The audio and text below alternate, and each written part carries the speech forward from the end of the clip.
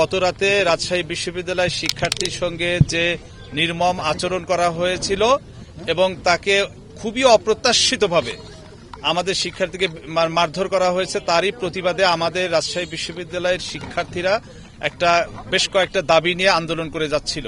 তারই প্রেক্ষিতে রেলপথ বন্ধ করে রেখেছিল ওরা এবং আমাদের রাজশাহী বিশ্ববিদ্যালয়ের মাননীয় উপাচার্যের নির্দেশে আমরা ঘটনা পুঙ্খানুপুঙ্খরূপে পর্যালোচনা করে প্রাথমিকভাবে যে বিষয়গুলো আমাদের সামনে এসছে প্রত্যেকটা বিষয়কে অ্যাড্রেস করার জন্য আমরা দীর্ঘক্ষণ আলোচনা করেছি এবং সেই আলোচনার পরিপ্রেক্ষিতে যদিও শিক্ষার্থীদের দাবি আরো অনেক বেশি ছিল, কিন্তু যে সমস্ত রেলের যাত্রীরা আজকে যাতায়াত করবেন বা যাতায়াতের জন্য প্রিপারেশন নিচ্ছে তাদের দুর্ভোগের কথা বিবেচনা করে আমরা শিক্ষার্থীদের কাছে জোরালো দাবি করেছিলাম, অনুরোধ করেছিলাম যে ওইটা যেন তারা বিবেচনায় রাখে। এর প্রেক্ষিতে তাদের যে 4 দফা দাবি ছিল 4 দফা দাবিরই মোটামুটিভাবে আমরা মনে করি যে বিভাগীয় কমিশনার অফিসে আমরা যারা ছিলাম রাজশাহী ডিভিশনের সর্বোচ্চ পর্যায়ের ব্যক্তিগণ সেই সিদ্ধান্তের প্রেক্ষিতে আমি মনে করি আমরা শিক্ষার্থীদের দাবি পূরণ করতে পেরেছি।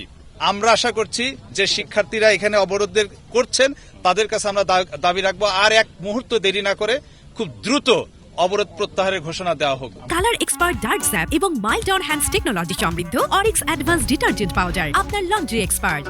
আমাদের 4টা দাবি ছিল।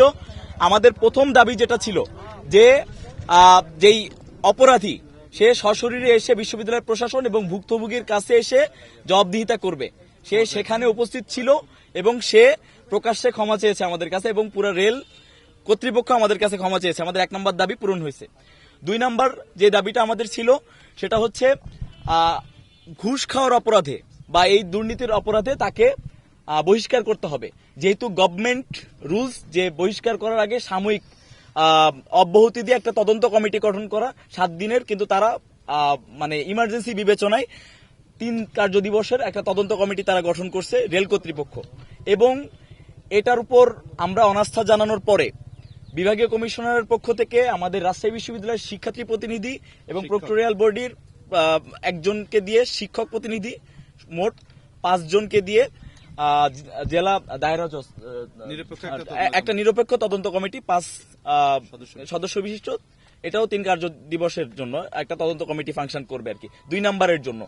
এবং এই তদন্ত কমিটির রিপোর্ট অনুযায়ী এই আইনি প্রক্রিয়াগুলো আমরা সম্পন্ন করব আর কি। এটার প্রেক্ষিতে আমরা বলতে পারি যে আমাদের দীর্ঘদিনের দাবি সহ আমাদের শিক্ষার্থীর সাথে যে আচরণ করা হয়েছে এবং একজন নাগরিকের সাথে যে আচরণ করা হয়েছে আমরা আমাদের বিচারের আমরা মনে করি যে আমরা বিচার পাইছি এবং আগামী 6 আগস্ট আমরা আমাদের জায়গা থেকে মোটামুটি স্যাটিসফাইড। আমরা 6 আগস্টে ফলো আপ নেওয়ার পরে আমরা বিস্তারিত আপনাদের সামনে আমরা আরো একবার আসবো। সে পর্যন্ত আমরা এই মুহূর্তে আমরা আমাদের আন্দোলনটাকে উজ্জ্বল করে নিতে যাচ্ছি এবং আমাদের অসংখ্য প্রায় 3000 যাত্রীর একটা ভোগান্তির শিকার হয়েছে। আসলে এখানে ক্ষমা চাওয়া ছাড়া আর কোনো ওয়ে নাই।